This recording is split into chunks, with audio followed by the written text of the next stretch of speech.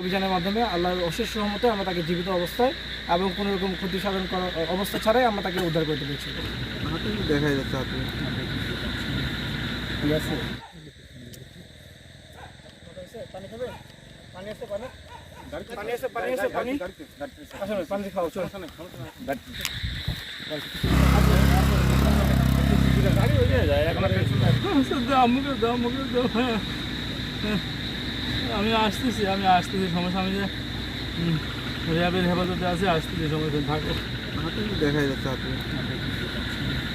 ঠিক আছে, আপনারা সবাই জানেন যে গত 2 তারিখে জাহাঙ্গীর তিনি অপহরণ হয়েছেন এবং বিগত 9 দিন ধরে সে অপহরণ অবস্থায় ছিলেন।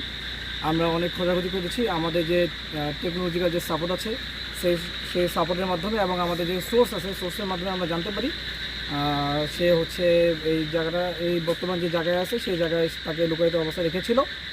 আমরা সেই সোর্সের মাধ্যমে জানতে পেরে আজকে এখানে আমরা দেখেছেন আমরা অভিযান পরিচালনা করেছি এবং অভিযানের মাধ্যমে আল্লাহর অশেষ রহমতে আমরা তাকে জীবিত অবস্থায় এবং কোনো রকম ক্ষতি সাধন করার অবস্থা ছাড়াই আমরা তাকে উদ্ধার করতে পেরেছি।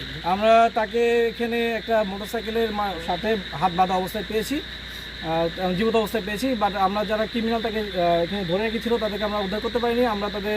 আমাদের উদ্ধার অভিযান এখনও চলমান রয়েছে। আমরা তাকে আজকে যেহেতু তাকে এইমাত্র আমরা উদ্ধার করলাম, ভাই এখনও কথা বলার মতো অবস্থায় নাই, যেহেতু অনেকদিন আমরা বিষয়টা বুঝতেছেন।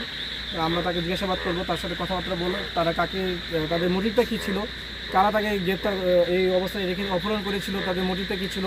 তারা আপনারা সবাই জানেন যে 1 কোটি টাকা ডিমান্ড ছিল, এটা ছাড়া আর কোনো মোটিভ ছিল কি না সেগুলো আমরা জিজ্ঞাসাবাদ করে আমরা পরবর্তী সময়ে আমরা ফার্দার যে ইনফরমেশন সেগুলো আমরা আপনাদেরকে জানাবো। না, আপনি এখন পর্যন্ত কোনো অপহরণকারীকে আমরা আটক করতে পারি নাই। আমাদের ইনফরমেশন ছিল অপহরণকারীরা তাকে অপহরণ করে এখানে রেখেছে, বাট আমরা যখন অন গ্রাউন্ডে গিয়েছি তারা হয়তো বা তাদেরকে আমরা পাইনি। বাট আমাদের এই অপারেশন কার্যক্রম এখানেই শেষ নয়, আমরা আরও চলমান রেখেছি, আমরা চলমান রাখবো। আমরা চৌগাছা উপজেলার পাশাবল ইউনিয়নের খলসি গ্রাম, সেই খলসি গ্রামে যে ইটভাটা রয়েছে সেই ইটভাটাকে আমরা তাকে উদ্ধার করতে সমর্থ হয়েছি।